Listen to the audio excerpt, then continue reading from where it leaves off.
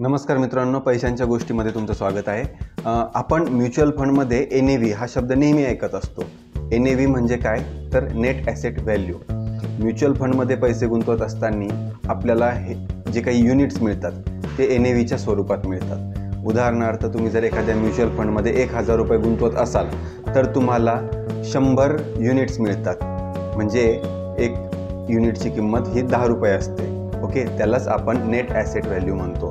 म्हणजे आपण म्युच्युअल फंडमध्ये पैसे गुंतवत असताना आपण NAVच्या रूपामध्ये युनिट्स हे खरेदी करतो। ओके, सो तुम्हाला NAV म्हणजे काय जर समजलं असेल तर एक लाईक तर बनतोच, चॅनलला सबस्क्राईब करा आणि ज्यांना कोणाला म्युच्युअल फंड्स बेसिक्सबद्दल शिकून घ्यायचं असेल तर आपल्या चॅनलची लिंक त्याला जरूर शेअर करा। धन्यवाद।